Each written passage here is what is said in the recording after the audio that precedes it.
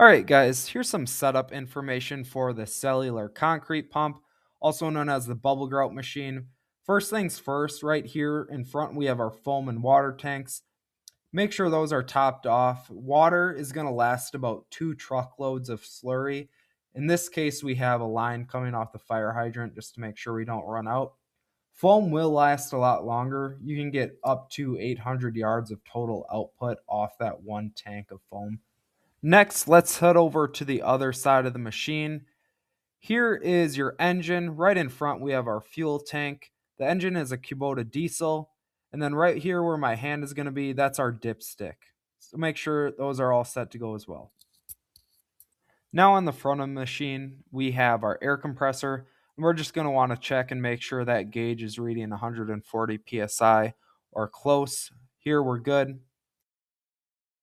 Now let's go take a look at our machine controls. So I'm going to pause the video here for a second, and on your left there is your ignition. That black center button is your master on off for the pump.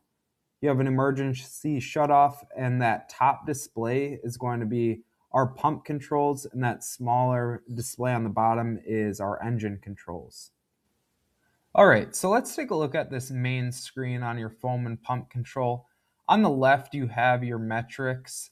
These will all be determined by what mix you have. There's a sheet from the manufacturer that's going to be stored in this control panel, and that's going to tell you what these need to be set at.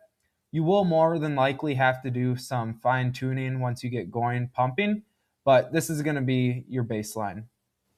All right, so let's switch over to our production screen. Now this is going to tell us how much foam concentrate we've used, how much water we've used, and what our total output has been. I would recommend resetting this. As you can see in that column, it says resettable. Reset that every time you start a new pour, because then you know how many yards you're at, how many gallons of water you've used, and it's just helpful when you get going.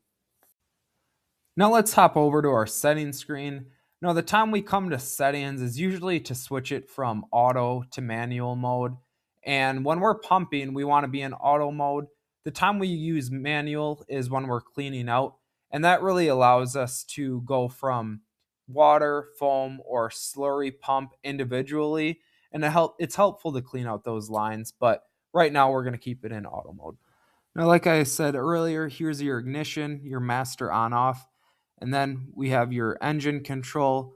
Right now we're running at a pretty low idle because we aren't pumping, but once we do, we'll turn that up. You can see on the bottom right, you have your turtle and rabbit. Simple enough. In the case that you are having trouble with your displays or unable to use them, we do have a manual function for the operating of the pump. You can see here that you have your levers and gauges showing you similar metrics. So that's a good safety net as well. One other note, we have a master on-off button right here at the end of the hopper. And finally, here's just a look at our setup. We have our line running to our manhole. Other than that, that's pretty much all we got for setup. Next video is going to be into some operation.